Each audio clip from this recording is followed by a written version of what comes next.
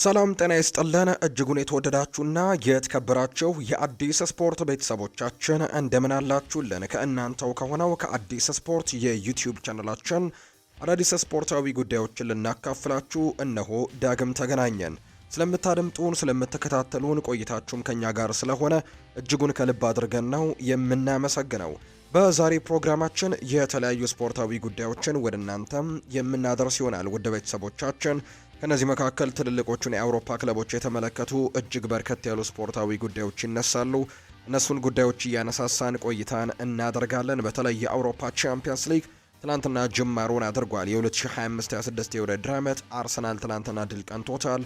ሪያል ማድሪድም እንግዲህ የፈረንሳዩን ክለብ ኦሎምፒክ ደ ማርሴን ትናንትና በቤርናቢዮ አስተናግዶ ጨዋታውን ማሸነፍ የቻለበትን አጋጣሚ ተመልክተናል። ነገር ግን ትናንትና እጅግ ተቸግረው እንደነበር ተመልክተናል። ከዛ በተጨማሪ ደግሞ የትሬንት አሌክዛንደር አርኖልድ ጉዳትን እንዲሁ ደግሞ የዳኒ ካርቫሃልን ቀይ ካርድንም ትናንትና በጨዋታው ላይ ተመልክተናል። በርከት ያሉ አወዛጋቢ ጉዳዮች ነበሩ። እሱን ጉዳይ እናነሳለን። ዛሬም የሚደረጉ የአውሮፓ ቻምፒየንስ ሊግ ጨዋታዎች ያሉ የእነሱንም የጨዋታ ጥቆሞች ወደ እናንተ እናደርሳለን። ማንቸስተር ዩናይትድ ቤት ከአሰልጣኝ ሩበን አሞሪም ጋር የተያዙ ሰፋ ያሉ ዘገባዎች እየወጡ ይገኛሉ። እነሱንም የምንመለከት ነው የሚሆነው። እንዲሁም ሌሎችንም ክለቦች የተመለከቱ እጅግ በርከት ያሉ ስፖርታዊ ጉዳዮችን እያነሳሳን ቆይታን ከእናንተ ጋር እናደርጋለን። ፉአድ ባህሩ የዛሬውን ፕሮግራም እየመራው ከእናንተ ጋር ቆይታን አደርጋለሁ። እናንተም ቪዲዮአችንን ላይክ፣ ቻናላችንን ሰብስክራይብ እያደረጋችሁ ከኛ ጋር ቆዩ። ከመሸጋገሪያ በኋላ በድጋሚ እንገናኛለን። አብራችሁኝ ቆዩ።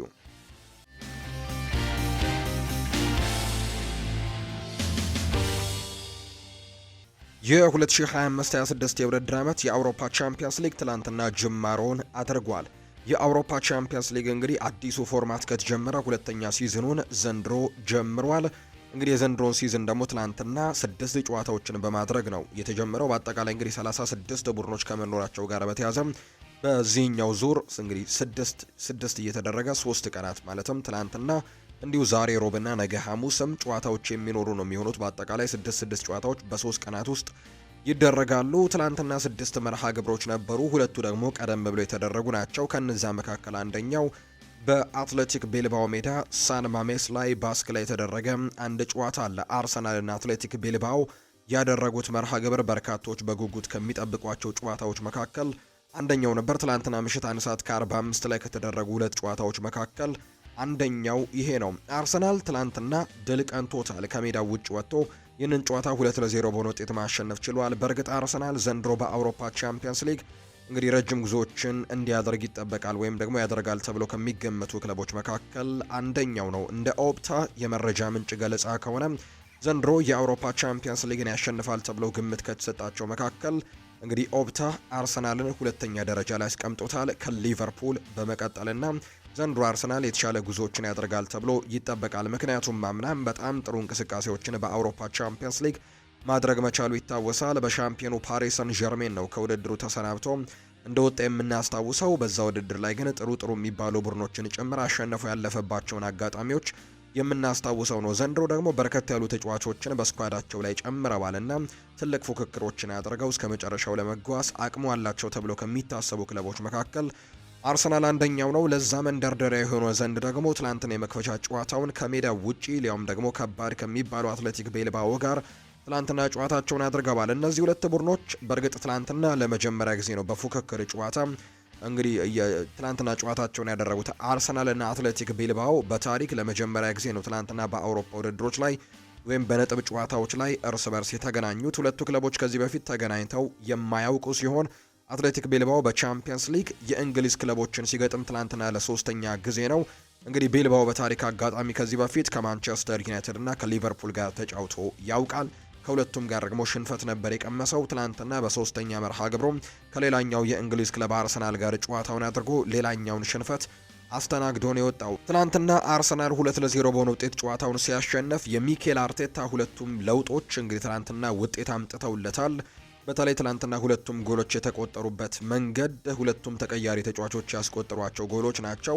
ያስቆጠሩት ብቻ ሳይሆን እንዲሁ እርስ በርስም ነው አሲስቶችን የተደራረጉት። ለምሳሌ ጋብሪኤል ማርቲኔሊ ነው የመጀመሪያውን ጎል ማስቆጠር የቻለው። የሱ ትልቅ ጥረትም እንግዲህ ቢታከልበትም ነገር ግን ኳሱን ያቀበለው ግን ሊያንድሮ ትሮሳርድ ነው። ትላንትና እንግዲህ ጋብሪኤል ማርቲኔሊ ግን ከመሃል ሜዳ ጀምሮ ኳሱን በጥሩ መልኩ እየገፋ እንግዲህ ጎሉን ማስቆጠር የቻለበትን አጋጣሚ ተመልክተናል። የመጀመሪያው ጎል የተቆጠረውም በጋብሪኤል ማርቲኔሊ ነው። የኳሱን ደግሞ ያቀበለው ሊያንድሮ ትሮሳርድ ነው። ሁለተኛው ጎል ደግሞ የተቆጠረው ከዚሁ እንዲሁ በተገላቢጦሽ ነው። ሊያንድሮ ትሮሳርድ ጎሉን ሲያስቆጠር በአንጻሩ አሲስቱን ያደረገለት ጋብሪኤል ማርቲኔሊ ነውና ትላንትና የሚኬል አርቴታ ቅያሬዎች ትላንትና ሰርተውለታል።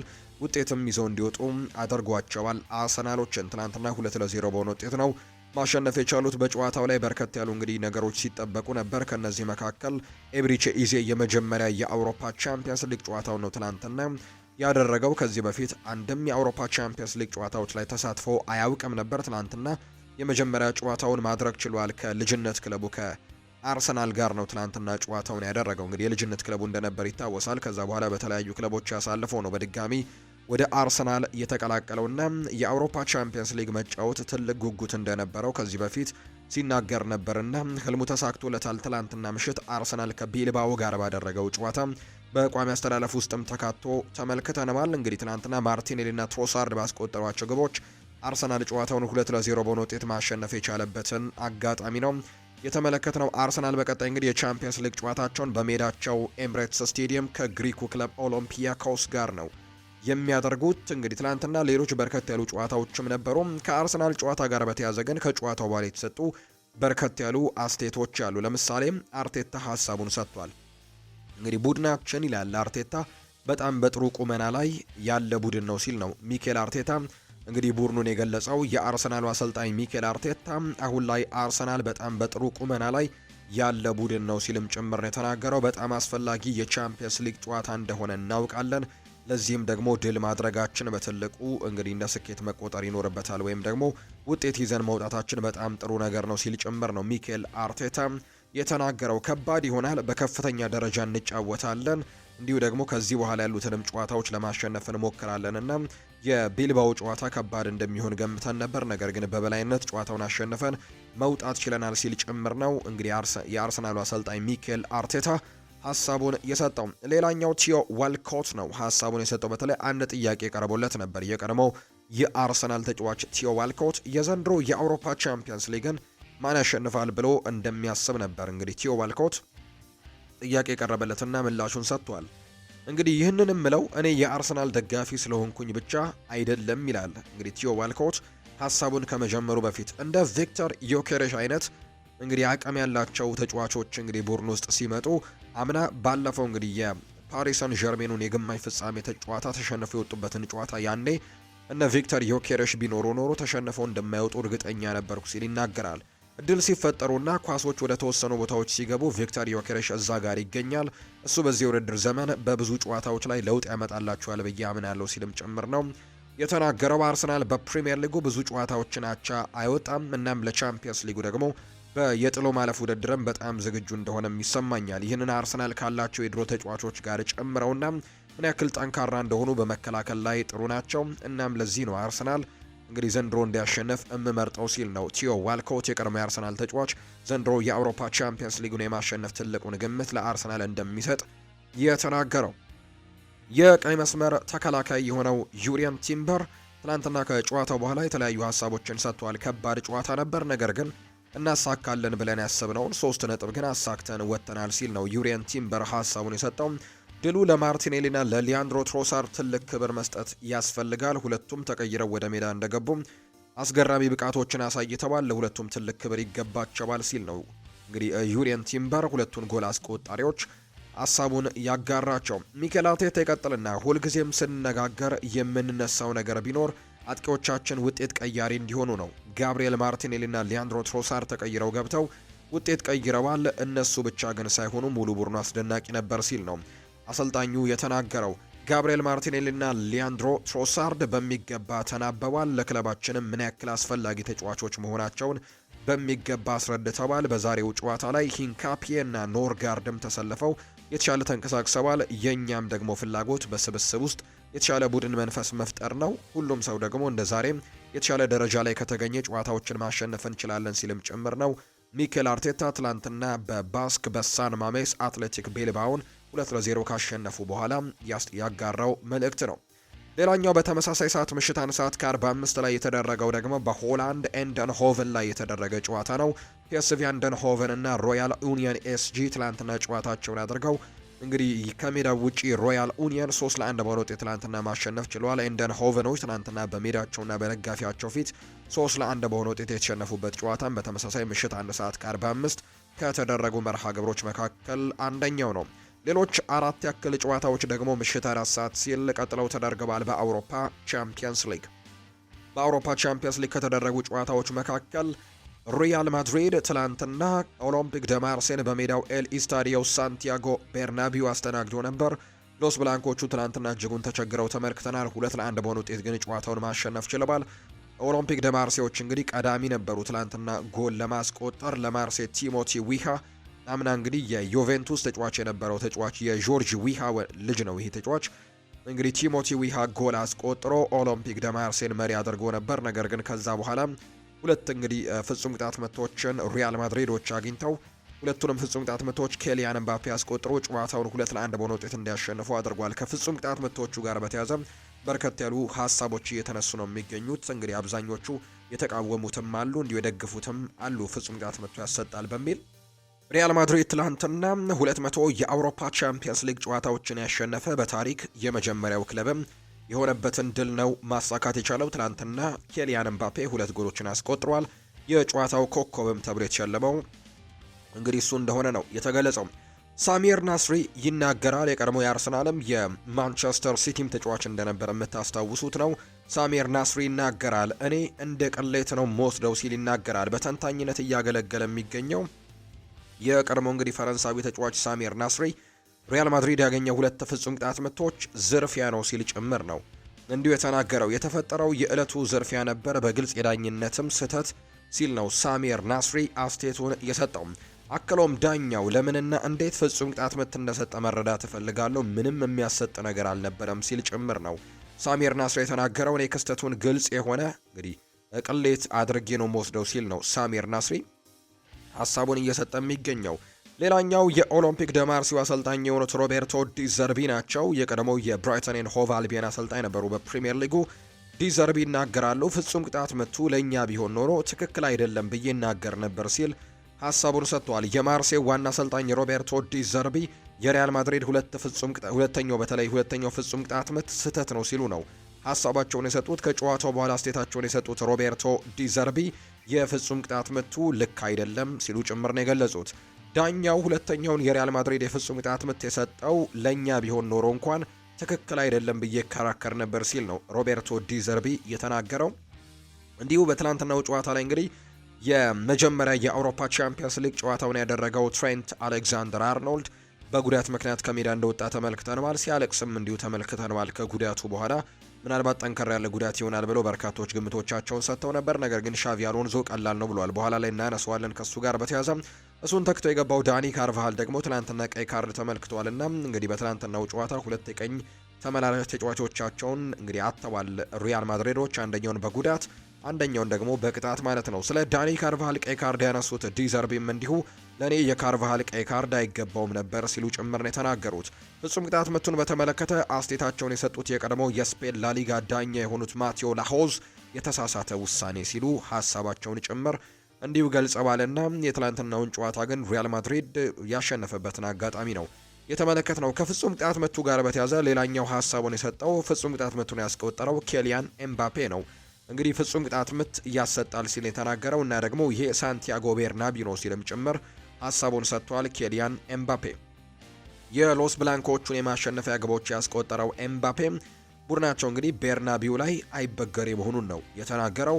ይሄ ሳንቲያጎ ቤርናቢው ነው ያለው ኬሊያን እንግዲህ በ10 ወይም ደግሞ 9 ተጫዋቾች ብንጫወት ለውጥ አያመጣም፣ በመጨረሻም የምንፈልገው ማግኘታችን አይቀርም ሲል የተናገረው። በሳምንቱ መጨረሻ እንደምታስታውሱት ውድ ቤተሰቦቻችን ከሪያል ሶሴዳድ ጋር ባደረጉት ጨዋታም በርከት ላሉ ደቂቃዎች በጎዶሎ ተጫዋች በተለይ ዲን ሃውችሰን በቀይ ካርድ ከወጣ በኋላ በርከት ያሉ ደቂቃዎችን በጎዶሎ ተጫዋቾች ለመጫወት ተገደው ነበር። ነገር ግን ጨዋታውን 2-1 አሸንፈው ነው የወጡት። ከዛ በተጨማሪ ደግሞ በትላንትናው ጨዋታም ከኦሎምፒክ ደ ማርሴ ጋር ባደረጉት ጨዋታም ዳኒ ካርቫሃል በቀይ ካርድ ቢወጣም ጨዋታውን ግን 2-1 አሸንፈው መውጣት የቻሉበትን አጋጣሚ ነው እየተመለከትነውና ያንን ነው ኬሊያን እየተናገረ የሚገኘው። በ10ም ሆነን በ9ም ተጫዋቾች ብንጫወት ለውጥ አይመጣም። ይሄ ሳንቲያጎ ቤርናቢው ነውና የምንፈልገውን ማግኘታችን አይቀሬ ነው ሲል ነው የተናገረው ኪሊያን ኤምባፔ። ስለ ሁለተኛው ፍጹም ቅጣት ምት በተለይ ጥያቄ የቀረበለት ኤምባፔ ለእኔ ያሰጣል ነገር ግን አያሰጥም የሚሉ ሰዎችን እረዳቸዋለሁ ሲልም ጭምር ነው የተናገረው። በእጅ የሚነኩ ኳሶች ሁልጊዜም አከራካሪ ናቸው። አንዳንድ ጊዜም እንግዲህ ያሰጣሉ፣ አንዳንድ ጊዜ ደግሞ አያሰጡም ሲልም ጭምር ነው የተናገረው። አሁን ገና ምርጡን አቋሜን ማምጣት ገና እችላለሁ። በዚህ ዓመት የቻልኩትን ያክል ጎሎችን ማስቆጠር እፈልጋለሁ ሲልም ነው ኤምባፔ እየተናገረ የሚገኘው። የጨዋታው ኮከብ በመባልም የተመረጠው ራሱ ነው። ሻቪ አሎንዞ ይናገራል። የትሬንት አሌክዛንደር አርኖልድ ጉዳት እንዳሰብነው መጥፎ አይደለም ሲል የተናገረው የሪያል ማድሪድ ዋና አሰልጣኝ ሻቪ አሎንዞ ትሬንት አሌክዛንደር አርኖልድ ያጋጠመው ጉዳት እንደታሰበው የከፋ አለመሆኑን የገለጸው ጉዳቱ እኛ አስበን እንደነበረው መጥፎ አይደለም፣ ነገር ግን መጠበቅ አለብን ሲል ነው ሻቪ አሎንዞ ሐሳቡን የሰጠው። አሌክዛንደር አርኖልድ በግራ ጡንቻው ላይ ያጋጠመው ጉዳትን ሲገልጽ በቀጣይ ቀናት ምርመራ ይደረግለታል ሲልም ጭምር ነው የተናገረው። አሰልጣኙ አያይዞም ጁድ ቤሊንጋም እና ኤድዋርዶ ካማቪንጋ ለቀዳሜው የኤስፓኞል ጨዋታ ዝግጁ መሆናቸውን ተናግሯል። በተለይ እነዚህ ተጫዋቾች ከጉዳት እንዳገገሙ የሚታወቅ ጉዳይ ነውና በቀጣዮቹ ጨዋታዎች ላይ እንደሚኖሩ ነው አሰልጣኝ ሻቪ አሎንዞ ሐሳቡን እየሰጠ የሚገኘውና ሪያል ማድሪድ ትላንትና ምሽት 4 ሰዓት ላይ የተደረገውን የአውሮፓ ቻምፒየንስ ሊግ ጨዋታን ድል ማድረግ ችሏል። ሌላኛው በቱሪን ጣሊያን ላይ የተደረገው ጨዋታ ነው። ዩቬንቱስ እና ቦሩሲያ ዶርትመንድ እንግዲህ ትላንትና አሪፍ ፉክክር የታየበት ጨዋታን አድርገዋል። ጨዋታው ላይ 8 ጎሎችን ተመልክተናል። በሳምንቱ መጨረሻ በጣሊያን ሴሪኤ ዩቬንቱስ እንዲሁ ከኢንተር ሚላን ጋር በጣም ትልቅ ፉክክር የነበረው ጨዋታ አድርገው 7 ግቦች ጨዋታው ላይ ተቆጥረው እንግዲህ 4-3 በሆነ ውጤት አሸንፎ እንደነበር ይታወሳል። ትላንትና ደግሞ በአውሮፓ ቻምፒየንስ ሊግ 8 ግቦች ተቆጥረዋል። በጨዋታው ላይ ዩቬንቱስ የጣሊያኑ ክለብ ከጀርመኑ ክለብ ቦሩሲያ ዶርትመንድ ያደረጉት ጨዋታ 4-4 በሆናቸው ውጤት ነው ትላንትና ማጠናቀቅ የቻሉት። ለቦሩሲያ ዶርትመንድ ትላንትና ግቦቹን ያስቆጠሩት ካሪም አዲየሚ፣ ንሜቻ ኩቶ እና እንዲሁ ደግሞ ቤንስ ባይኔ ትላንትና ግቦቹን ያስቆጠሩ የቦሩሲያ ዶርትመንድ ተጫዋቾች ናቸው። በአንጻሩ ደግሞ ለዩቬንቱስ ያቻነቷቸውን ግቦች ዶሻን ቭላሆቪች ትላንትና 2 ጎሎችን ማስቆጠር ችሏል። ኬንያን ይልዲዝ እና ሎይድ ኬሊ ትላንትና ለዩቬንቱስ ጎል ማስቆጠር የቻሉ ተጫዋቾች እንደሆኑ የተመለከትነውና ዶሻን ቭላሆቪች ትላንትና 2 ጎሎችን ያስቆጥሩ ነው ዩቬንቱስን እንግዲህ አቻ ማድረግ የቻሉትና ዶርትመንድ ከዩቬንቱስ ትላንትና 4-4 በሆነ ውጤት የተጠናቀቀ ጨዋታ ነው። ሌላኛው ትላንትና ቶትናም ሆትስፐርስ የቶማስ ፍራንክ ቡድን እንግዲህ የዩሮፓ ሊግ ድልን አስመልክቶ ትላንትና የአውሮፓ ቻምፒየንስ ሊግ ተሳትፎን በዚህ ዓመት እንደሚያገኝ ይታወቃልና የመጀመሪያ ጨዋታቸውን ትላንትና በሜዳቸው በቶትናም ሆትስፐርስ ስቴዲየም አድርገዋል። ቶማስ ፍራንክ የመጀመሪያ የአውሮፓ ቻምፒየንስ ሊግ ጨዋታቸውን ትላንትና አድርገው በሉዊስ ጁኒየር ባስቆጠረው ብቸኛ ጎል 4ኛው ደቂቃ ላይ 1-0 በሆነ ውጤት ጨዋታውን አሸንፎ መውጣት የቻለበትን አጋጣሚ ነው። ቶትናም ሆትስፐርስ ቪያሪያልን 1-0 በሆነ ውጤት ነው ትላንትና አሸንፎ መውጣት የቻለው። ሌላኛው በኢስታዲዮ ዳሉስ ፖርቹጋል ላይ የተደረገው ቤኔፊካና እንዲሁ ቃራባግ ያደረጉት ጨዋታ በቃራባግ 3-2 አሸናፊነት ተጠናቋል። ባለሜዳው ቤኔፊካ ትላንትና ሽንፈት የገጠመው ቡድን ሆኖ ተመልክተናልና ትላንትና የተደረጉ 6ቱ የአውሮፓ ቻምፒየንስ ሊግ ጨዋታዎች ደግሞ እነዚህ ነው የሚመስሉት። የአውሮፓ ቻምፒየንስ ሊግ ሌሎች 6 መርሃ ግብሮች ዛሬ ደግሞ ቀጥለው የሚደረጉ ይሆናል። እንግዲህ ዛሬ የሚደረጉት ጨዋታዎች ምሽት 1 ሰዓት ከ45 ሲል 2 ጨዋታዎች ይደረጋሉ። የመጀመሪያው ጨዋታ የግሪኩ ክለብ ኦሎምፒያኮስ በሜዳው የሚያደርገው መርሃ ግብር ነው። ኦሎምፒያኮስ ዛሬ ከፓፎስ ጋር የሚያደርጉት ጨዋታ በአውሮፓ ቻምፒየንስ ሊግ ምሽት 1 ሰዓት ከ45 ላይ እንዲሁ ይደረጋል። ከዛ በተጨማሪ ግን ስላቪያ ብራቲስላቫ ከቦዶ ግሊምት ጋር የሚያደርጉትም ጨዋታ ይህም ጨዋታ በተመሳሳይ ምሽት 1 ሰዓት ከ45 ሲል የሚደረግ መርሃ ግብር ነው። ኦሎምፒያኮስ ከፓፎስ፣ ስላቪያ ብራቲስላቫ ከቦዶ ግሊምት ምሽት 1 ሰዓት ከ45 ላይ ጨዋታቸውን ሲያደርጉ ምሽት 4 ሰዓት ሲል ደግሞ በዮሃን ክራይፍ አሬና አያክስ አምስተርዳም ከኢንተር ሚላን ጋር የሚያደርጉት ጨዋታ ይጠበቃል። ሊቨርፑል በሜዳው አንፊልድ ስቴዲየም የስፔኑን ክለብ እንዲሁ የዲየጎ ሲሞኔውን አትሌቲኮ ማድሪድን የሚያስተናግድበት ጨዋታ እንዲሁ ተጠባቂው ጨዋታ ነው። ሌላኛው ባየር ሚኒክ በሜዳው አሊያንስ አሬና የእንግሊዙን ክለብ ቼልሲን የሚያስተናግድበት ጨዋታ ዛሬ ሌላኛው በአውሮፓ ቻምፒየንስ ሊግ ትልቅ ፉክክር ይታይበታል ተብሎ የሚጠበቀው ጨዋታ ነው። በፓርክ ደስ ፕሪንስስ ወሳኝ ተጫዋቾቹን በጉዳት ያጣው ፓሪስ ሰን ዠርሜን የሉዊስ ኤንሪኬ ቡድን ዛሬ አታላንታን የሚገጥምበት ጨዋታ ምሽት 4 ሰዓት ላይ ይደረጋል። በተለይ የኦስማን ዴምቤሌና የዴሴሬ ድዌን ጉዳት እንግዲህ ለፈረንሳይ ብሔራዊ ቡድን ግልጋሎት ሲሰጡ መጎዳታቸውን እናስታውሳለን። በሳምንቱ መጨረሻ ደግሞ በፍሬንች ሊግ ባደረጉት መርሃ ግብር ፓሪስ ሳን ዠርሜኖች ሌላኛው ወሳኝ ተጫዋቻቸውን ክቪቻ ክቫራትስኬሊያን በጉዳት ምክንያት ማጣታቸው ይታወሳልና በጉዳት ቀውስ ውስጥ ቢሆኑ ፓሪስ ሰን ዠርሜኖች የአምናው የአውሮፓ ቻምፒየንስ ሊግ አሸናፊ ዛሬ ከጣሊያኑ አታላንታ ጋር የመጀመሪያ ጨዋታውን በማድረግ የዘንድሮን የ2025/26 የአውሮፓ ቻምፒየንስ ሊግ መርሃ ግብሩን የሚጀምር ነው የሚሆነው። ትላንትና የተደረጉት ጨዋታዎች፣ ዛሬ የሚደረጉት መርሃ ግብሮች በአውሮፓ ቻምፒየንስ ሊግ እነዚህን ነው የሚመስሉት። አሁን ደግሞ ክለቦችን የተመለከቱ ስፖርታዊ ጉዳዮችን ወደ እናንተ እናደርስ። ውድ ቤተሰቦቻችን ማንቸስተር ዩናይትድን የተመለከቱ መረጃዎችን ነው በማስቀደም የምንጀምረው። ፖል ስኮልስ ይናገራል። የአጨዋወት ስርዓቱን እንግዲህ እርሱት ሲል ነው ፖል ስኮልስ የተናገረው። የቀድሞው የማንቸስተር ዩናይትድ አንጋፋው የመሃል ሜዳ ተጫዋች የሆነው ፖል ስኮልስ የዩናይትድ ችግር የአጨዋወት ስልት ሳይሆን ተጫዋቾች እንደሆኑ ነው የሚናገረው። የማንቸስተር ዩናይትድ ተጫዋቾች ክለቡ በሚፈልገው ደረጃ ላይ ይገኛሉ ወይ? ይሄ በትልቁ ጥያቄ የሚያስነሳ ጉዳይ ነው። ለኔ ግን በክለቡ ደረጃ ላይ የሚገኙ ተጫዋቾች አይደሉም ሲል ነው ፖል ስኮልስ የሚናገረው። በቂ ጥበበኛ አይደሉም፣ በቂ ፈጣኖች አይደሉም፣ በመሃል ሜዳ ላይ ጥሩ የሚሰራ እግራቸው የላቸውም ሲልም ጭምር ነው ፖል ስኮልስ ሀሳቡን እየሰጠ የሚገኘው። ሁለቱ ተጫዋቾቻችን በመሃል ሜዳ ላይ እያስገቡ ነው። ብሩኖ ፈርናንዴዝም እዛው ነው ያለው። እናም ደግሞ ለሶስት ተግባብቶ መስራት ይቅርና ለሁለት እንኳን ለመስራት የሚያስችል እንግዲህ ትክክለኛ ነገር የላቸውም ሲልም ጭምር ነው። በተለይ የመሃል ሜዳ ተጫዋቾች ላይ በተመለከተ ሀሳቡን እየሰጠ የሚገኘውና ለማንቸስተር ዩናይትድ እንኳን የሚመጥን ተጫዋቾች የሉም። ስለዚህ የጨዋታ ስርዓቱ ሳይሆን ተጫዋቾች ናቸው እንግዲህ በትልቁ ውጤት ለማጣታችን ምክንያቶቹ ሲል ጭምር ነው ፖል ስኮልስ የተናገረው። ጋሪ ሊኒከርም ሀሳቡን ሰጥቷል። እኔ የኮቢ ማይኖ ጉዳይ አሳስቦኛል ሲል ነው ጋሪ ሊንከር የሚናገረው።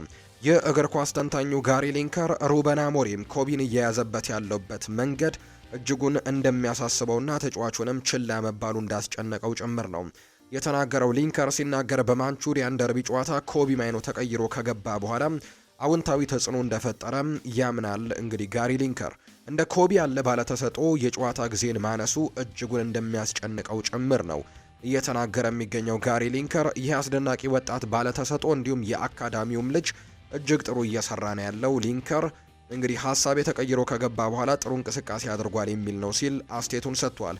ጋሪ ሊንከር አያይዞም ግልጽ አልሆነልኝም፣ ምናልባትም የማናውቀው ነገር ተፈጥሮ ይሆን፣ እኔ ግን አላውቅም፣ ነገር ግን ነገሩ ትንሽ ግራ እያጋባኝ ነው ሲልም ጭምር ነው ጋሪ ሊንከር ሀሳቡን የሰጠው። ከኮቢ ማይኖ ጋር በተያዘ ሌላኛው የተሰማው ትላንትና የወጣው መረጃ አሌክስ ክሩክ ያጋራው መረጃ ነው።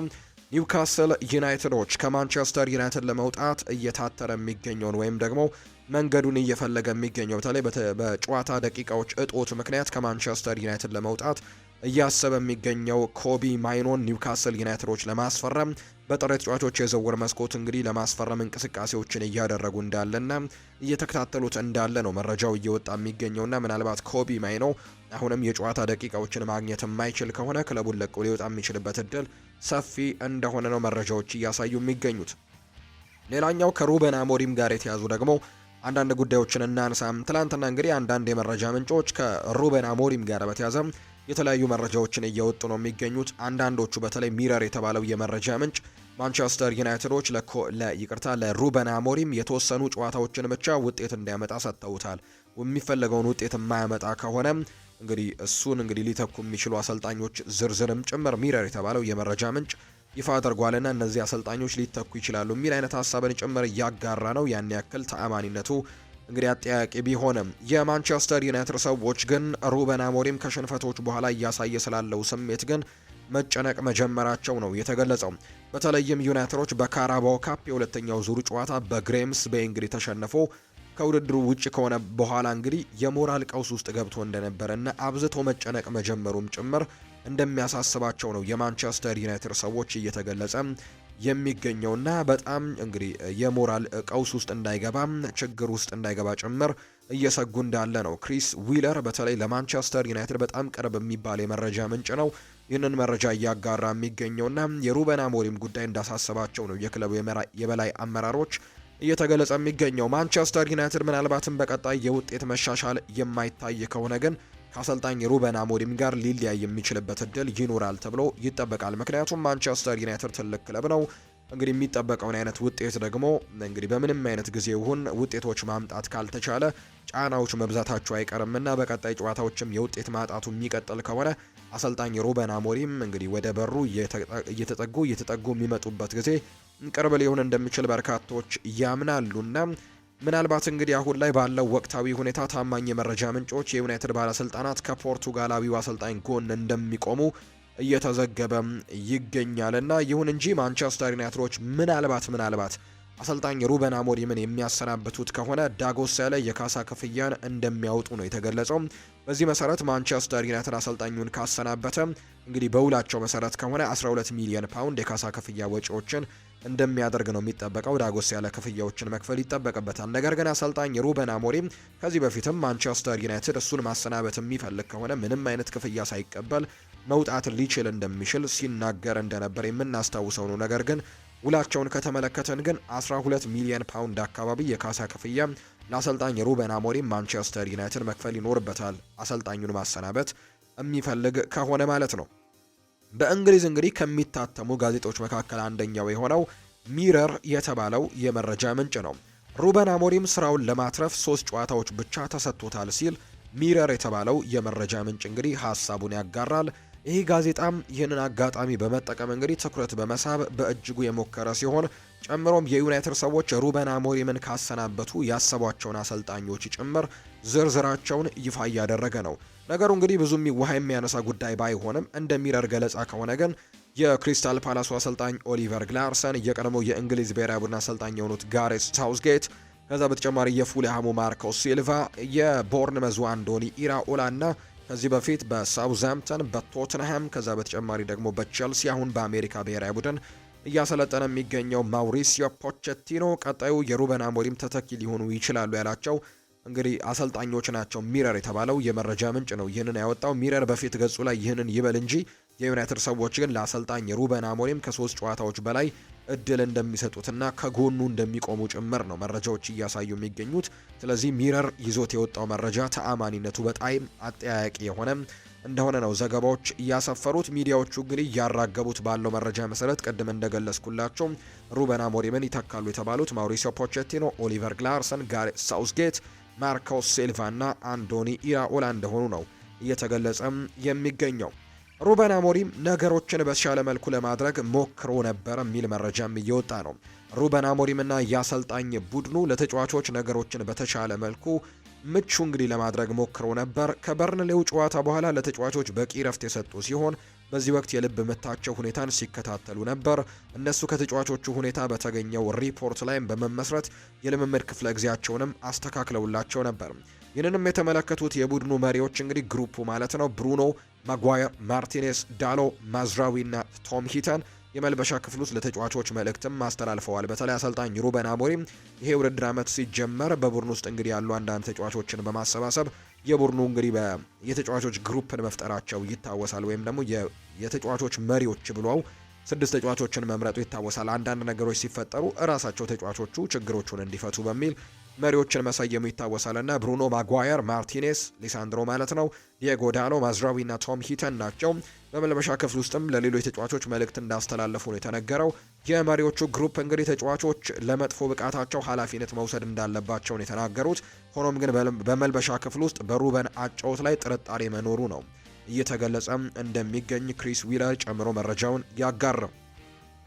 የቀድሞ የማንቸስተር ዩናይትድ ተጫዋችና የምንጊዜም የማንቸስተር ዩናይትድ ከፍተኛ ግብ አስቆጣሪ ዌይን ማርክ ሩኒ በራሱ እንግዲህ የማንቸስተር ዩናይትድ ቡድን ውስጥ የሚታዩ ግልጽ ችግሮችን እንደሚያስተካክል ያስችላል ብሎ ያመነበትን የመፍትሄ ሀሳቦችን እያስቀመጠ ይገኛል። ስለ ሩበን አሞሪም የአጨዋወት ስርዓት ያነሳው ዌይን ማርክ ሩኒ በዚህ የ3-4-3 ስርዓት ውስጥ ያለው ችግር በመሃል ሜዳ ላይ 2 ተጫዋቾች ብቻ መኖራቸው ነው ሲል ዌይን ሩኒ ይናገራል። ሩኒ ያክልና ደግሞ ተጫዋቾቹ ሙሉን የሜዳ ስፋት ለመሸፈን እንዲሁም ወደ ላይና ወደ ታች ለመሮጥ ደግሞ የሚያስችል ጉልበትና እግር የላቸውም። ስለሆነም በመሃል ሜዳ ላይ ተሸናፊ እየሆኑ ነው ሲል ሀሳቡን ይሰጣል። በተጨማሪም ዌይን ማርክ ሩኒ ሩበን አሞሪም እንግዲህ ቀጣይ ማድረግ ስላለበት ሁኔታም መፍትሄ ሀሳቡን ሲናገር ከተቸገርክ 3 ተጫዋቾችን በመሃል ሜዳ ላይ አስቀምጠህ ራስን እንግዲህ ለመፎካከር እድል መስጠት ይኖርብሃል ሲልም ጭምር ነው ለሩበን አሞሪም መልእክቱን ያጋራው ዌይን ማርክ ሩኒ። ዩናይትድ ከአጋር ድርጅቱ ጋር የስፖንሰርሺፕ ውሉን ግን ማራዘሙ ትላንትና ሰምተናል። ማንቸስተር ዩናይትድ እና በስፖርቱ ዘርፍ ተጓዥ ደጋፊዎችን ወደ ተለያዩ ዓለም አቀፍ ክፍሎች እንዲያቀኑ በማስቻል የሚታወቀው ስፖርትስ ብሪክስ የተባለው ኩባንያ እንግዲህ ለተጨማሪ ዓመታት በአጋርነት እንደሚቆዩ የሚያስችላቸውን ይፋዊ ውልም መፈራረማቸውን የተነገረው ላለፉት 4 ዓመታት የማንቸስተር ዩናይትድ ደጋፊዎችን እንግዲህ ወደ ተለያዩ የዓለም ክፍሎች እያቀኑ ክለባቸውን እንዲደግፉና ጨዋታዎችን እንዲመለከቱ ማስቻሉ ይታወሳል። አዲሱን የውል ስምምነት ተከትሎ ይኸው ኩባንያ በቀድሞ ሚናው እንደሚቀጥል የሚጠበቅ ይሆናል። የማንቸስተር ዋና የቢዝነስ ጉዳዮች ኃላፊ የሆኑት ማርክ አርምስትሮንግ አዲሱን ስምምነትም አስመልክተው ከዚህ ድንቅ ኩባንያ ጋር ውላችንን ለማራዘማችን እጅጉን ደስተኞች ነን። በተለያዩ የዓለም ክፍሎች የሚገኙ በርካታ የክለባችን ደጋፊዎችም ኦልትራፎርድን እንዲታደሙና ህልማቸውን እውን እንዲሆንም አስችሏል ሲል የተናገረው በቀጣይ ይህንን ስራውን አጠናክሮ እንደሚቀጥል ከፍተኛ እምነትም አለኝ ሲል ጭምር ነው ሀሳቡን የሰጠው። እንግዲህ አርምስትሮንግ የተባለው የማንቸስተር ዩናይትድ ኃላፊ። ሊቨርፑልን የተመለከቱ መረጃዎችን ደግሞ እናንሳ። ውድ ቤተሰቦቻችን አሌክዛንደር ኢሳክ በዛሬው የአትሌቲኮ ማድሪድ ጨዋታ የመሳተፍ እድል እንደሚኖረው ነው አሰልጣኝ አርነ ስሎት ያረጋገጡት። እሱ እንግዲህ በቡድን ስብስብ ውስጥም ተካቷል። በዛሬው ጨዋታ ላይም የመሰለፍ እድል ይኖረዋል ሲሉ አሰልጣኝ አርነ ስሎት አረጋግጠው ተናግረዋል። አክለውም ሲናገሩ ነገር ግን በጨዋታው 90 ደቂቃ ግን እንደማይጫወት እርግጠኛ ሁኑ ሲሉ ተናግረዋል። ወይም በእርግጠኝነት 90 ደቂቃ አይጫወትም ሲሉ ነው የተናገሩት። አሌክዛንደር ኢሳክ አሁን ላይ ሁሉንም ያሟላ አጥቂ ነው ብሎታል። ቨርጂል ቫን ዳይክ ነው ይህንን ሀሳብ የሰጠው። የሊቨርፑሉ አምበል የሆነው ቨርጂል ቫን ዳይክ ከዛሬው የአትሌቲኮ ማድሪድ የቻምፒየንስ ሊግ ጨዋታ በፊት አስቴቱን ሰጥቷል። ሲናገርም አሌክዛንደር ኢሳክ ምርጥ ተጫዋች ነው። ከመጀመሪያው የልምምዱ ጊዜ ጀምሮ አቅሙንም አሳይቷል። አሁን ምርጥ የአካል ብቃቱ ላይ ለመድረስም እየሰራ ነው ሲልም ጭምር ነው የተናገረው። የእሱን የዝውውር ገንዘብ መቆጣጠር አንችልም፣ እሱ ላይ ተጽዕኖ እንደሚያደርግም ግልጽ ነው። ነገር ግን እኛ እንደዚህ አይነት ነገር ግን እንግዲህ አያሳስበንም ሲል የተናገረው አሌክዛንደር ኢሳክ አሁን ላይ የተሟላ አጥቂ እንደሆነ ሁላችንም እናውቃለን። እሱ ምርጥ ጨራሽ አጥቂ ነው። ሁጎ ኤኪቲኬም ግን ተመሳሳይ እንደዛው ነው ሲልም ጭምር ተናግሯል። ከአትሌቲኮ ማድሪድ ጋር ለመጨረሻ ጊዜ ስንጫወት አሳዛኝ ሽንፈት ገጥሞን ነበር። እነሱን ለማሸነፍ የሚከብዱ ቡድን ናቸው። በጭራሽ ተስፋ ግን አይቆርጡም። በቻምፒየንስ ሊግ አስደናቂ መሆናቸውን ለሁሉም የማሳየት አቅሙ እንዳለንም እርግጠኛ ነኝ ሲልም ጭምር ነው የተናገረው ቨርጂል ቫን ዳይክ። ቫን ዳይክ ይቀጥልና ስለ ዲኤጎ ሲሞኔም ሀሳቡን ሰጥቷል። ለመጨረሻ ጊዜ ከነሱ ጋር እንግዲህ ስንጫወት ሽንፈት ነበር ያከናነቡን። ጠንክሮ የሚሰራ ቡድን አላቸው። ወርልድ ክላስ አሰልጣኝ ነው። በክለቡ ብዙ ዓመታትን መቆየቱ ብቻ ስለሱ ብዙ ነገሮች ይናገራል። እነሱን ለማሸነፍ በጣም ከባድ የሚሆኑ ቡድን እንደሆኑ እናውቃለንና ተስፋ ስለማይቆርጡ ደግሞ ከባድ ያደርገዋል ጨዋታውን ሲልም ጭምር ነው ቨርጂል ቫን ዳይክ የተናገረው። ስለ ሁሊያን አልቫሬዝ አለመኖርም ተጠይቆ ምላሹን ሰጥቷል። አልቫሬዝ አስደናቂ ተጫዋች እንደሆነ እናውቃለን። ትልቅ እጦት እንደሚሆንም ግልጽ ነው ለነሱ። ነገር ግን አትሌቲኮ ማድሪድ ምርጥ ቡድን አላቸው፣ አስደናቂ አሰልጣኝም አላቸውና ለዛሬው ጨዋታ ዝግጁ መሆን አለብን። እኔም ዝግጁ ሆናለሁ። በቻምፒየንስ ሊግ አስደናቂ መሆናችንን ለሁሉም ለማሳየት አቅሙ እንዳለንም እርግጠኛ ነኝ ሲል ጭምር ይናገራል። አሌክዛንደር ኢሳክ ምርጥ ተጫዋች ነው። ሁሉንም ያሟላ አጥቂ ነው። ከመጀመሪያው የልምምድ ክፍለ ጊዜ ጀምሮ ራሱንም በደንብ ያሳየ ተጫዋች ነው ሲልም ጭምር ነው የተናገረው አሰልጣኝ ቨርጂል ቫን ዳይክ። አርነ ስሎት ይቀጥልና አሁን ላይ እኛ ከጠበቅኩት በላይ ነን። ክረምት ላይ ምን እንደተፈጠረ ሁላችሁም እናውቃለን። አሁን ላይ 12 ነጥብ መሰብሰባችን ከጠበቅኩት በላይ ነው። እናም ደግሞ ከዚህ የተሻለ መስራት እንደምንችልም ጠንቅቄ ያውቃለሁ። ክረምት ላይ ስለነበረው እንግዲህ ለውጥም ምን ማለት እንደምፈልግ ደግሞ ሁላችሁም ገብቷችኋል ሲልም ጭምር ነው የተናገረው። አትሌቲኮ ማድሪድ እና ዲየጎ ሲሞኔን በተመለከተም አሰልጣኝ አርኔ ስሎት ሲናገር ለብዙ ዓመታት በዲየጎ ሲሞኔ ስር በላሊጋው ጥሩ ስራን ሰርተዋል። አትሌቲኮዎች የሊጉን ዋንጫ ማሸነፍና 2 ጊዜ ደግሞ ለቻምፒየንስ ሊግ ፍጻሜ መድረስ ችለው ነበር። ከአእምሮ ጥንካሬያቸው አንጻር እነሱን መግጠም በጣም አስቸጋሪ እንደሚሆን አውቃለሁ። እንግዲህ ሲናገርም ዝግጁ መሆን ይኖርብናል ሲልም ጭምር ነው የተናገረው።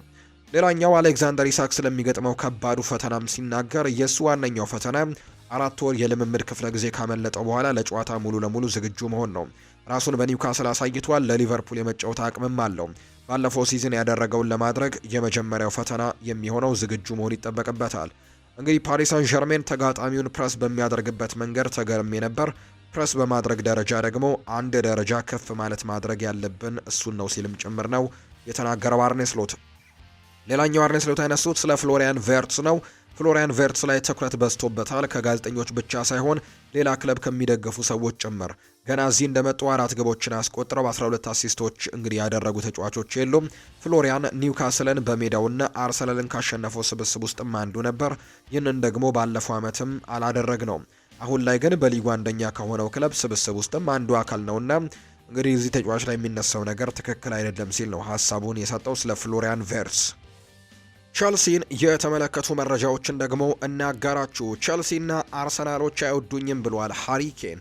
የባየር ሚኒኩ የፊት መስመር አጥቂ የሆነው ሃሪ ኬን ቡድናቸው በሜዳው የትኛውንም ክለብ የማሸነፍ አቅም እንዳለውን የተናገረው። በሜዳችን የትኛውንም ቡድን ማሸነፍ እንችላለን የሚለው ሃሪ ኬን ቸልሲ በክለቦች የዓለም ዋንጫና አሁን ደግሞ በሊጉ ጥሩ እየተንቀሳቀሰ እንደሆነ በደንብ ተመልክተናልና ጥሩ ጨዋታ እንደሚሆን እጠብቃለሁ ብለዋል። ከባድ ጨዋታ ይሆናል። ቸልሲን ማሸነፍ ከፈለግን በምርጥ አቋማችን ላይ መሆንም ይጠበቅብናል ሲልም ነው ሃሪ ኬን የተናገረው። በቻምፒየንስ ሊጉ ከቸልሲና አርሰናል ጋር ስለመጫወቱ የተጠየቀው ሃሪ ኬን ምናልባት እነሱ አይወዱኝም፣ ነገር ግን ያለኔ በጣም እንድሰራ ያነሳሳኛል ሲልም ጭምር ነው የተናገረው። ሃሪ ኬን ዛሬ እንግዲህ ባየር ሚኒክና ቸልሲ ወሳኝ የአውሮፓ ቻምፒየንስ ሊግ ጨዋታን እንደሚያደርጉ የሚታወቅ ነው። ቸልሲ በ2024-25 የውድድር ዘመን ከፍተኛ ገቢ ጭማሪን አሳይቷል። ከቲቪ፣ ከፕሪሚየር ሊግ፣ ከኮንፈረንስ ሊግ ድልና ከክለቦች ዓለም ዋንጫ በእነዚህ ሁሉ የቸልሲ ገቢ ከሌላው ጊዜ በከፍተኛ ሁኔታ መጨመሩን ነው ዘ አትሌቲክ የተባለው የመረጃ ምንጭ ያጋራው። ቅጣት ላይ የሚገኘው ሚካኤሎ ሙድሪክ በአካልና በአእምሮ ጤናማ እንደሆነ በእርሱ ዙሪያ ያሉ ሰዎች ይናገራሉ። እርሱ እንግዲህ በግል አሰልጣኝና በግል ብቻውን በመስራት ላይ ይገኛል። እናም ቡድኑ ከእንቅስቃሴ ወገንም ሁሉንም በሚችለው መልኩ በመስራት በክርክሩ ላይም የሚከሰተውን ጉዳት ለመቀነስም በጥሩ መንገድ እንደሚገኝ እርግጠኞች እንደሆኑ ነው ቢቢሲ ስፖርት መረጃውን ያጋራው። ካርሎ አንቸሎቲ ስለ ቼልሲው ተጫዋች ኤስቴቫኦ ዊሊያን ይናገራሉ። ኤስቴቫውን በጣም ወደዋለሁ። ወጣት ነው። ሰብአዊ ባህሪው ደግሞ በጣም ጥሩ ነው። በብራዚል እግር ኳስ በደንብ ጎልብቷል። ኤስቴቫኦ በግልጽ እንግዲህ ለዚህ ለዓለም ዋንጫ ብቻ ሳይሆን ለብሔራዊ ቡድኑም በጣም ጠቃሚ ተጫዋች እንደሚሆን አምናለሁ ሲልም ጭምር ነው የተናገረው አሰልጣኝ ካርሎ አንቸሎቲ። ኤንዞ ማሬስካ ይናገራሉ። ዛሬ ከባየር ሚኒክ ጋር ጨዋታ እንዳላቸው ይታወቃልና ከዚህ ጨዋታ ጋር ቀደም ብለው ነው ሀሳባቸውን ያጋሩት። ኮል ፓልመር መሰለፍ ይችል እንደሆነ እናያለን ሲሉ ተናግረዋል። ባለፈው ጨዋታ ተቀይሮ ከገባ በኋላ ጎል እንዳስቆጠረ እናስታውሳለን። በተለይ በዛሬው ጨዋታ ላይ ይሰለፋል የሚለውን ጉዳይ እንመለከታለን ብለዋል። ከዛ በተጨማሪ ግን ኤንዞ ማሬስካ የተናገረው ረጅም የውድድር ዘመን ነው፣ ብዙ ጨዋታዎችም ተጫዋቾችም እየቀያየርን መጠቀም ይኖርብናል። ነገር ግን ልታቅደው የምትችለው ነገር አይደለም። ከጨዋታ ወደ ጨዋታ የሚለያይ የሆነ ነገር ልታቅድ ትችላለህ እና ከዚያ በኋላ ምንም አይነት ጉዳት ሊደርስ ይችላል። ባለፈው የውድድር ዘመን ውድድር ላይ በነበርንበት ሁኔታ በተወሰነ መልኩ እየተለየ መሆኑን በመገንዘብ ተጫዋቾችን እያፈራረቅን ለመጠቀምም እንሞክራለን ሲልም ጭምር ነው የተናገረው። ኤንዞ ማሬስካ የቀጠለና ኒኮላ ጃክሰን የወጣው ሁለት አጥቂዎችን ስለገዛን ነው፣ ሊያም ዴላፕ እና ዣኦ ፔድሮ። እነሱ እንግዲህ ያሉን ሁለት ተጫዋቾች በቂዎቻችን ናቸው ሲልም ይናገራል። ማሬስካ የቀጠለና ሮበርት ሳንቼዝ ይጀምራል ጨዋታውን። ፊሊፕ ዮርጌንሽን በፕሪሚየር ሊግ፣ ኤፍ ኤ ካፕ፣ ካራባው ጨዋታዎች ላይ ይጫወታል። ሮበርት ደግሞ ሁሉንም መጫወት ስለማይችል ብዙ ጨዋታዎች ስላሉብን አንዳንድ ጨዋታዎች ላይ ያርፋል ሲልም ጭምር ነው የተናገረው አሰልጣኝ ኤንዞ ማሬስካ። የማንቸስተር ሲቲን ጉዳዮች ደግሞ እናንሳ። በሳምንቱ መጨረሻ ከሚጠበቁ የተወዳጁ እንግሊዝ ፕሪሚየር ሊግ የአምስተኛ ሳምንት መርሃ ግብሮች መካከል ማንቸስተር ሲቲን ከአርሰናል ጋር የሚያገናኘው ጨዋታ ተጠባቂው ነውና ይህንን ጨዋታ የሚመሩት ዳኛ ይፋ ተደርገዋል። አርሰናል ከማንቸስተር ሲቲ የሚያደርጉት ተጠባቂውን ጨዋታ ስቱዋርት አትዌል በመሃል ዳኝነት እንደሚመሩት ነው የተገለጸው። በሌላ በኩል ማንቸስተር ዩናይትድ ከቸልሲ የሚያደርጉት ጨዋታ ፒተር ባንክስ እንደሚመሩት ይፋ ተደርጓል። የዩናይትድ እና ቸልሲ ጨዋታ ቅዳሜ ከምሽቱ 1 ሰዓት ከ30 ሲል ሲካሄድ፣ አርሰናል እና ማንቸስተር ሲቲ ደግሞ ዕለተ እሁድ ምሽት 12 ሰዓት ከ30 ላይ ነው ጨዋታቸውን እንደሚያደርጉ የተረጋገጠው። ኤርሊንግ ሃላንድ ይናገራል። ጀረሚ ዶኩ በጥሩ ሁኔታ ላይ ተጫውቷል። ይህ ደግሞ ማየት በጣም ያስደስታል። ይህንን የማድረግ አቅም እንዳለው ጠንቅቀን እናውቃለን። በዚሁ ደረጃ መቀጠል ይኖርበታል ሲልም ጭምር ነው የተናገረው ሃላንድ ስለ ጀረሚ ዶኩ። ቲያኒ ራይንደርስ ከኤርሊንግ ሃላንድ ጋር ስላለው ግንኙነትም ይናገራል። በተቻለ መጠን እንዴት መረዳዳት እንደምንችል በስልጠና ላይ ብዙ ጊዜ እንነጋገራለን። በሜዳ ላይ ያለማቋረጥ በመታየትም ክፍተቶች የቱ ጋር እንዳሉ እናውቃለን። ያ ከማንቸስተር ዩናይትድ ጋር በጥሩ ሁኔታ ሄዷል። ይህ ነገር ለሁላችንም እንግዲህ ጥሩ ስሜት ነው ሲልም ነው ቲያኒ ራይንደርስ ሀሳቡን የሰጠው። በጂያንሉጂ ዶናሩማ ላይም ሲናገር እንግዲህ ሲራመድ እየተመለከት ነው። እሱ ግዙፍ ነው፣ ምርጥ በረኛም ነው። እንግዲህ እሱ ወደኛ በመምጣቱ በጣም ደስተኛ ነኝ፣ ምክንያቱም እሱ አምና ቻምፒየንስ ሊግን አሸንፏል። ያ ደግሞ በምክንያት ነውና በጣም ጎበዝ ተጫዋች እንደሆነም እናውቃለን ሲል የተናገረው እንግዲህ ቲያኒ ራይንደርስ ስለ ጂያንሉጂ ዶናሩማ ሲናገር ኤልካይ ጎንደዋን በጣም ኩራት ይሰማኛል ብሏል። ይሄ ልዩ እድል ነው፣ ለዚህ በጣም አመስገን፣ ምክንያቱም ከምርጥ ሰዎች ጋር መስራት ስለቻልኩኝ በስራቸው ብቻ ሳይሆን በሰውነታቸው በባህሪያቸውም ጭምር ምርጥ ናቸውና ከነሱ ጋር በመስራቴ ኩራት ይሰማኛል ብሏል። ከማንቸስተር ሲቲ ጋር በተያያዘ ሀሳቡን ሲሰጥ እንግዲህ እኔም ትንሽ እድለኛ እንደሆንኩኝ ይሰማኛል። አንዳንድ ጊዜ ህይወት በዚህ ጊዜ ላይ እንግዲህ ጥሩ ነገር ሆናለች እና ምንም እንኳን የመጀመሪያው ዓመት ላይ በትልልቅ ጉዳቶች ምክንያት ነገሮች ትንሽ አስቸጋሪ የነበሩ ቢሆንም ከጉዳት በቶሎ ከተመለስኩ በኋላ ግን ከፔፕ ጓርዲዮላ ጋር በመቀላቀል ፍጹምና ጥሩ የሆነ ጊዜ ነበረኝ ሲልም ጭምር ተናግሯል። ኤልካይ ጎንደዋን። ሪያል ማድሪድን ደግሞ እንመልከት። ሪያል ማድሪድ ኒኮ ፓዝን በተመለከተ ተጫዋቹን በወደፊት እቅዱ ላይ የማካተት ትልቅ ዓላማ አለው። ኒኮ ፓዝ በሚቀጥለው ክረምት በ10 ሚሊዮን ዩሮ ወደ ሳንቲያጎ ቤርናቢው ይመለሳል ተብሎ እንደሚጠበቅ ነው ፋብሪሲዮ ሮማኖ መረጃውን እያጋራም የሚገኘው። የክለቡ ወሳኝ ተጫዋች የሆነው ጁድ ቤሊንጋም ወደ ሜዳ ቢመለስም አሰልጣኝ ሻቪ አሎንዞ ግን አሁንም ቢሆን አርዳ ጉሌርን በቡድን ውስጥ እንግዲህ ቁልፍ ሚና እንደሚኖረው ያምናል። አርዳ ጉሌር ሻቪ አሎንዞ ከመጣ በኋላ እጅግ ድንቅ ጊዜን እያሳለፉ ከሚገኙ የሪያል ማድሪድ ተጫዋቾች መካከል አንደኛው ነው እና አሁንም በቋሚነት በጨዋታዎች ላይ እየተሰለፈ ነው የሚገኘው። በቀጣይ ጨዋታዎች ላይ ምንም እንኳን ጁድ ቤሊንጋም ከጉዳቱ አገግሞ ወደዚህ ቡድን ቢመለስም አሁንም ቢሆን ግን አርዳ ጉሌር በጨዋታዎች ላይ ተሰላፊ እንደሚሆን ጭምር ነው የስፔኑ ሚዲያ ዲያሪዮ አስ መረጃውን እያጋራ የሚገኘውና አርዳ ጉሌር በቀጣይም በዚህ ቡድን ውስጥ ተሳትፎችን እንደሚያደርግ ነው ሀሳቡ እየተሰጠም የሚገኘው። ኒኮ ጎንዛሌስ ይናገራል። የአትሌቲኮ ማድሪድ ተጫዋች ነው። ዘንድሮ የቻምፒየንስ ሊግ ፍጻሜ በአትሌቲኮ ማድሪድ እና በሪያል ማድሪድ መካከል እንደሚከናወን ተስፋ አደርጋለሁ ብሏል። የአትሌቲኮ ማድሪዱ ኒኮ ጎንዛሌዝ ነው ይህንን ሀሳብ የሰጠው። ሻቪ አሎንዞ ትልቅ አሰልጣኝ ነው፣ እሱ ድንቅ የሆነ የማሰልጠን ብቃትም አለው ብሏል ዴቪድ ቤካም ሲናገር። ሁሉም ሰው የቻምፒየንስ ሊግ ምሽቶች በቤርናቢው ምን እንደሚመስሉ ያውቃል። ከዛ የሚበልጥ የቻምፒየንስ ሊግ ምሽት የትም የለም ሲልም ጭምር ነው የቀድሞው የሪያል ማድሪድ ተጫዋች እንግዲህ ዴቪድ ቤካም ሀሳቡን የሰጠው። ሻቪ አሎንዞ ስለ ቻምፒየንስ ሊግ ስኬትም ይናገራል። ይሄ ታሪካዊና ሁላችንም የምንመኘው ዋንጫ እንደሆነ አውቃለሁ። በዚህ ሰዓት ውድድሩን ለማሸነፍም ሁኔታዎች ምን ያክል የተወሳሰቡ እንደሆነ እናውቃለን። ሪያል ማድሪድ ብዙ የተወሳሰቡ ነገሮችን ማስተካከል የሚችል ቡድን ነው። ለዚህ ነው 15 የአውሮፓ ቻምፒየንስ ሊግ ዋንጫዎችን ማሸነፍ የቻለው። ብዙዎች 16ኛውን ዋንጫ በቅርቡ እንድናሳካ ይፈልጋሉ። ይሄ ምንም ጥርጥር የለውም። የእኛም ሆነ የክለቡ እቅድ ይህንኑ ማከናወን ነው። ነገር ግን ይህንን ለማሳካት ግን በብዙ ሁኔታዎች ላይ መገንባትና መሻሻል ይኖርብናል። እናም በደንብ ደግሞ ዝግጁ መሆንና ደረጃ በደረጃ ደግሞ መጓዝም እንፈልጋለን ሲልም ጭምር ነው የተናገረው። ይህንን ሀሳብ የሰጠው እንግዲህ የሪያል ማድሪዱ እንግዲህ አሰልጣኝ ሻቪ አሎንዞ ነው ይህን ሀሳቡን ያጋራው።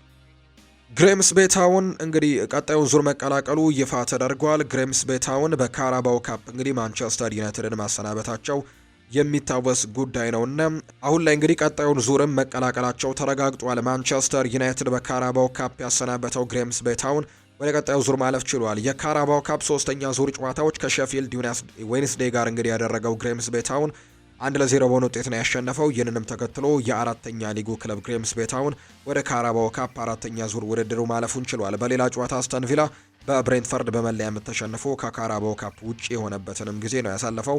በተለይ የኡናይ ኤምሪ ቡድን ዘንድሮ ጥሩ ጊዜያቶችን እያሳለፈ አይገኝም በፕሪሚየር ሊጉም።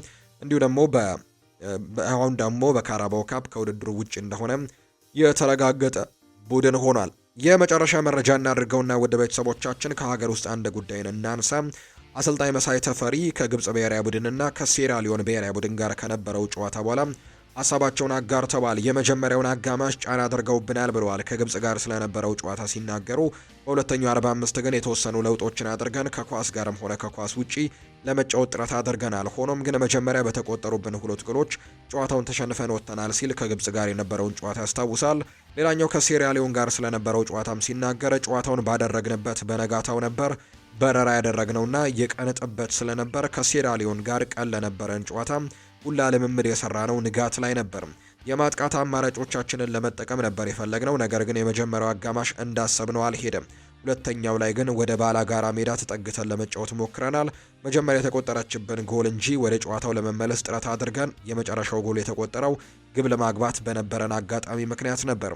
እውነት ለመናገር ተጫዋቾቼ የቻሉትን ሁሉ አድርገዋል። እኔም ጥሩ ነገር ተመልክቻለሁ ሲል ነው የዋሊያዎቹ አሰልጣኝ መሳይ ተፈሪ ከሴራሊዮንና ከግብጽ ብሔራዊ ቡድን ጋር ከነበረው ጨዋታ በኋላ ጋዜጣዊ መግለጫ ትላንትና የሰጠውና የተናገረው ሀሳብ ነው ይሄኛው።